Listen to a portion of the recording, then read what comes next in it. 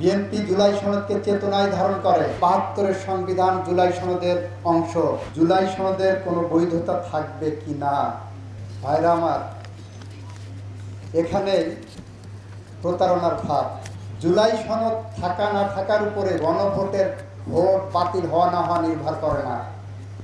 জুলাই সনদ নিজেই স্বতন্ত্র, স্বকীয় এবং কার্যকরী। জুলাই সনদ কার্যকর করতে পারবে এই পার্লামেন্ট।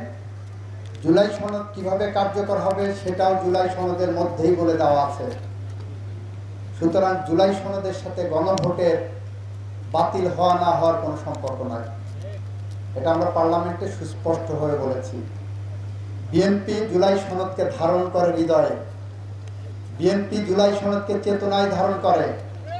বিএনপি বিশ্বাস করে জুলাই সনদ এদেশের জুলাই আগস্টে 2024-এর জুলাই আগস্টে ছাত্র জনতা রক্তের আখরে লিখিত। বিএনপি বিশ্বাস করে জুলাই সনদ এদেশের আপামর জনসাধারণের মুক্তির একটি সনদ। বিএনপি বিশ্বাস করে জুলাই সনদ বিএনপি বাস্তবায়ন করতে অঙ্গীকারবদ্ধ। আর এই জুলাই সনদই বলছে আমাকে বাস্তবায়ন করো সংবিধান সংশোধনের মধ্য দিয়ে।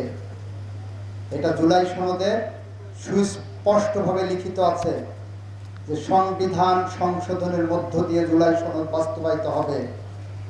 সুতরাং যারা বলছেন গণভোট বাতিল হলে জুলাই সনদ বাতিল হবে, এটা মিথ্যা বিভ্রান্তিকর তথ্য। তারা বলেন ৭২-এর সংবিধান মানি না।